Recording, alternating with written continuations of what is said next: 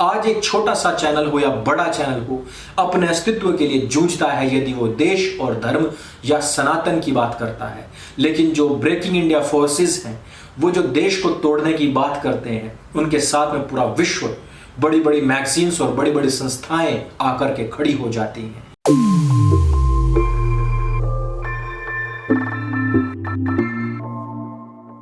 नमस्ते दोस्तों, आप सबका एक बार फिर से स्वागत है आपके अपने YouTube चैनल सत्य सनातन में। जिस समय पर आप यह वीडियो देख रहे होंगे, सनातन हाट पूरी तरीके से फंक्शनल हो चुका होगा और हो सकता है कि आप वहां से खरीदारी भी कर रहे होंगे।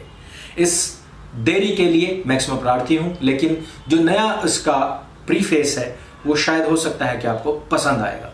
आज हम बात करने वाले हैं रविश कुमार के विषय में और आल्ट न्यूज के बारे में। रविश कुमार ने घोषणा की है कि वो RNDTV को छोड़ देंगे और वो अब अडानी की गुलामी नहीं करने वाले हैं। अब वो भी हम यूट्यूबर्स की लाइन में आने वाले हैं। जिस प्रकार से आपने देखा कि मोहम्मद अजीत अंजुम, उनके पूर्व के मित्र पाप प्रसून वाजपेयी और भी बहुत सारे लोग हैं जिन्होंने टीवी चैनल्स को छोड़ करके यूट्यूब की लाइन पकड़ी है, वहीं पर हमारे रविश कुमार जी भी आएंगे। कुछ इसी प्रकार से एक सेटअप लगाएंगे, सामने कैमरा रखेंगे और जिस प्रकार से सत्य सनातन आपके सामने आता है वैसे ही आया करेंगे। लेकिन इन लोगों में और हम लोगों में एक फर्क है। हम लोगों ने उस समय पर यह कमान उठाई थी जिस समय पर ये आतंकवादी जाकिर नाइक और जर्जिस जैसे लोगों को प्रेस किया करते थे, अपना मंच दिया करते थे, हिंदुओं का खूब मखौल उड़वाया करते थे। हमारी जितने भी धार्मिक पुस्तकें हैं उन सब पर हमारे हिंदुओं से थुकवा करके इस्लाम कबूल करवाया करते थे। उस समय पर हमने मिशन लिया था और सत्य सनातन की स्थापना की थी। आज जाकिर नाइक देश से बाहर है और जर्जिस जेल के अंदर है। यूट्यूब पर कोई भी आ सकता है, लेकिन ब्रेन वॉश जो हमारे देशवासियों का, हमारे युवाओं का हो रहा है, उसके पीछे किन फोर्सेस का हाथ है उसको भी जान लेना अत्यंत आवश्यक है।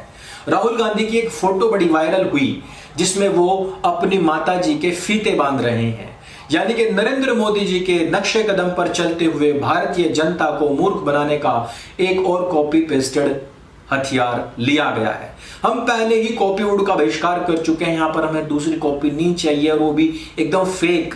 नरेंद्र मोदी की तरह दाढ़ी बढ़ाना, उनकी तरह स्पीच देना, बारिश में भीगने की कोशिश करना, माता के जूतों के फीते बांधना और उन्हीं प्रकार से लोगों के बीच में रहने का प्रयास करना। लेकिन जो चीज खून में होती है वो कॉपी से या पेस्टिंग से नहीं आती है। हालांकि इनको बड़ा हीरो बनाने के लिए बहुत लंबी फोर्स चाहिए, एक ताकत चाहिए। उसी के लिए एक फौज तैयार की जा रही है और वो कहते हैं कि हिजड़ों की फौज तैयार की थी। एक फिल्म का डायलॉग था कुछ इस तरीके की। टाइम मैगजीन ने इसके लिए बड़ा इनिशिएटिव लिया है और कुख्यात और हिंसात्मक आंदोलनों को यहां पर सुचारू रूप से चलाने और कई लोगों की जान लेने वाले जो लोग हैं उनको नोबेल शांति अवार्ड दिया जाएगा। जिस प्रकार से लगातार टीवी से उठ करके यूट्यूब पर आया जा रहा है, यह है अपने मालिक, अपने तानाशाह या कहिए कि अपने शहनशाह की छवि को उभारने का प्रयास। और उसी प्रयास में टाइम मैगजीन, जो कि अभी तक बड़ी कुख्यात रही है हिंदूवादी नेताओं को भांडने में, उनका चरित्र मर्दन करने में, ठीक उसी प्रकार जिस प्रकार वो एक राजनेता जिसको कि हमारे देश के अंदर भोंदू भी कहा जाता है, उसकी छवि बड़ा सुधारने के लिए प्रयास किए गए। सोनिया गांधी को उन्होंने उस समय की सबसे मजबूत नेता कहा था। राहुल गांधी, जिसको राजनीति का रात तक नहीं पता था, उसको प्रिंस कहा गया, उसको लंबी रेस का घोड़ा कहा गया, उसको गेम चेंजर कहा गया, उसको कहा गया कि क्या ये भारतीय राजनीति को बदल सकते हैं। ये सारी आपको विदेशी मैगजीन्स के कवर पर मिल जाएंगी फोटो, लेकिन वो बड़ी लंबी रेस का घोड़ा भले ही ना निकला हो, वो लटका हुआ कुछ और ही निकल गया। लेकिन ऐसे में मालिक के लिए फील्डिंग करना तो बनता है। टाइम मैगजीन ने भारतीय उन कुख्यात पत्रकारों की लिस्ट निकाली है जिन्होंने अब तक सबसे ज्यादा हिंदू विरोधी दंगों और आंदोलनों का सुचारू रूप से संचालन किया हो और वेबसाइट के पीछे से, चैनल के पीछे से नेतृत्व किया हो। और उसमें सबसे पहला नाम आता है आल्ट न्यूज का। आल्ट न्यूज के जो कुकृत्य हैं उन पर एक निगाह डालना अत्यंत आवश्यक है। दिल्ली के अंदर जो दंगे भड़के थे उनके पीछे सबको पता है कि इन फैक्ट चेकर्स का हाथ था। 56 लोगों की जान गई थी दोस्तों, 56 लोगों की।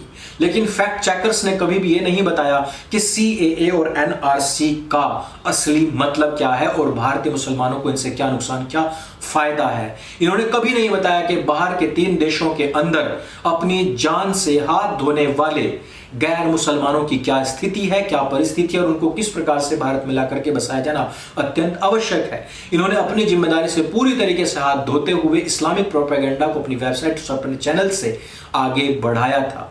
जिस प्रकार से आल्ट न्यूज कुख्यात रहा है अपने इस्लामिक प्रोपेगेंडा को फैलाने के लिए, कुख्यात वो इस बात के लिए भी है कि जब किसी हिंदू भाई बहन बेटी की जान जाती है उस पर कोई फैक्ट चेक नहीं होता है। जब कोई भी हिंदू धर्म ग्रंथों के ऊपर कोई भी सवाल उठाता है वहां पर नहीं बल्कि कुरान पर ये तुरंत कूद पड़ते हैं। कुरान पर इस बात को लेकर के काफी बहस छिड़ी थी कि क्या आयशा की उम्र 6 साल थी या 9 साल थी। इस पर जाकिर नाइक से लेकर के सऊदी अरब तक के सारे मौलाना और सारे मौलवियों ने अपना क्लैरिफिकेशन दे दिया है, लेकिन जुबैर ने नुपुर शर्मा की वीडियो को गलत ढंग से काट करके प्रस्तुत करते हुए सारे मुसलमानों को भड़काया और उसके बाद में कन्हैया लाल जी हो या उमेश कोल्हे जी हो, 6 लोगों की जान गई, साथ ही साथ बहुत सारे हिंदुओं को मारा गया, घायल किया गया, पीटा गया और आगजनी की गई।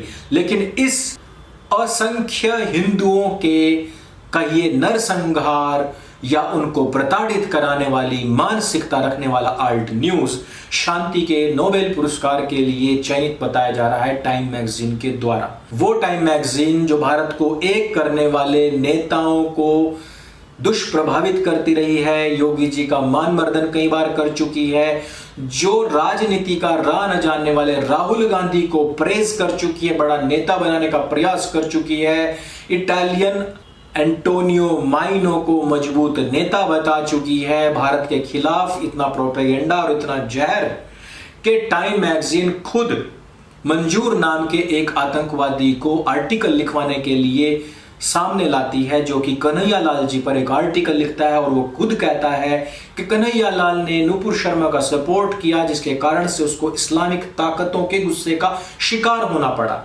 अब आप खुद सोचिए कि इस प्रकार का लेखक पत्रकार नहीं हो सकता, न पत्रकार हो सकता, वो केवल और केवल आतंकवादी हो सकता है। और टाइम मैगजीन इस आर्टिकल को पूरे विश्व में फैलाती है, यानी कि हत्या को इस बात से जस्टिफाई किया जाना चाहिए कि इस्लामिकों का जो गुस्सा है वो भगवान के विधान या अल्लाह से भी ऊपर है।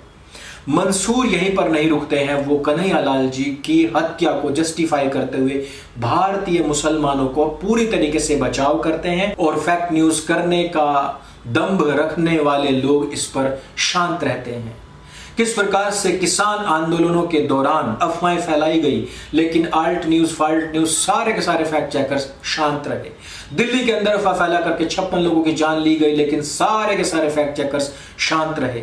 हिंदुओं के ऊपर लगातार हमले होते रहे, लेकिन सारे के सारे फैक्ट चेकर्स शांत रहे। लव जिहाद को भी झूठा और प्रोपेगेंडा बता दिया गया, जबकि हमारी लड़कियां लगातार मर रही हैं और ये लोग उस पर भी झूठ लगातार झूठ बोलते रहे। क्या आपको पता है कि आल्ट न्यूज के पत्रकारों के ऊपर ऐसे गंभीर केस चल रहे हैं जिसमें कि छोटी मासूम बच्चियों तक की पहचान उन लोगों ने उजागर की? क्या आप ये बात जानते हैं कि भारत को तोड़ने वाली ताकतें जो ब्रेकिंग इंडिया फोर्सेस भारत के अंदर बैठी हुई हैं, पहले सीडीएस साहब जनरल विपिन रावत जी कहा करते थे कि हम 2.5 मोर्चे पर लड़ रहे हैं, 2 मोर्चे बाहर के और आधा मोर्चा अंदर का है। बाहर के मोर्चों पर हम मिसाइल गन सब से लड़ सकते हैं, लेकिन अंदर के मोर्चों से हमें स्वयं लड़ना पड़ेगा। और वो मोर्चे क्या है? Breaking India forces. और इन फोर्सेस को मजबूत करने के लिए पहले आपने देखा किसान आंदोलन के दौरान बाहर से ताकतें दी गई, यहां के लोगों को जो ब्रेकिंग इंडिया फोर्सेस के साथ मिले हुए उनको सहायता देने के लिए। और आज भी वही कार्य बदस्तूर जारी है। एक कुख्यात पत्रिका, एक कुख्यात अवार्ड जो पहले से ही भारत को तोड़ने वाले लोगों को दिया जाता रहा हो, उस पर क्या हम इतना भरोसा कर सकते हैं? बात आज इस बात की नहीं कि किसी का नाम आ गया है, बात इस बात की है कि जिन लोगों का नाम आता है हम इससे क्या सीख लें, क्या सबक लें और किस प्रकार से हम ये समझें कि उन दुश्मनों के साथ में यदि कोई भारतीय व्यक्ति खड़ा हुआ है तो उसकी छवि क्या होगी, उसके कार्य क्या होंगे, उसका डेडिकेशन किसके प्रति होगा। तो इस वीडियो में सिर्फ इतना ही। टाइम मैगजीन का इतिहास बड़ा ही कलुषित रहा है, भारत के खिलाफ रहा है। नोबेल अवार्ड्स भी इसी प्रकार से विवादास्पद और विवादित रहे हैं कि ब्रेकिंग इंडिया फोर्सेस को फटाक से ही उठा करके दे दिया जाता है। भारत में आग लगा करके बहुत सारे लोगों की जान लेने वाले और हिंदुओं के खिलाफ नफरत उगलने वाले यदि किसी पोर्टल को इस प्रकार के अवार्ड दिए जाते हैं तो हिंदुओं को ज्यादा से ज्यादा सचेत होने की आवश्यकता है। लेकिन हिंदुओं को यह भी सोचना और समझना चाहिए कि उनको सच्चाई का मार्ग प्रशस्त करने वाले लोगों का वो कितना साथ दे रहे हैं और ब्रेकिंग इंडिया फोर्सेस के साथ में पूरे विश्व के वो जिहादी लोग, भारतीय जिहादी लोग कितनी मजबूती के साथ में खड़े हुए हैं। आज एक छोटा सा चैनल हो या बड़ा चैनल हो अपने अस्तित्व के लिए जूझता है यदि वो देश और धर्म या सनातन की बात करता है। लेकिन जो ब्रेकिंग इंडिया फोर्सेस हैं वो जो देश को तोड़ने की बात करते हैं, उनके साथ में पूरा विश्व, बड़ी बड़ी मैगजीन्स और बड़ी बड़ी संस्थाएं आकर के खड़ी हो जाती हैं। इन दो बातों को समझने की आवश्यकता है और हिंदुओं को अपने गिरेबान में झांकने की भी आवश्यकता है। अगर ये वीडियो आपको अच्छा लगे, जानकारी से भरपूर लगे तो इसको सबके साथ में शेयर अवश्य करें। सनातन हाट पर अवश्य जाएं, दीपावली के अवसर पर वहां से अपने लिए कुछ न कुछ अवश्य खरीदें। मेरे संग बोली सत्य सनातन वैदिक धर्म की जय। जय हिंद, वंदे मातरम।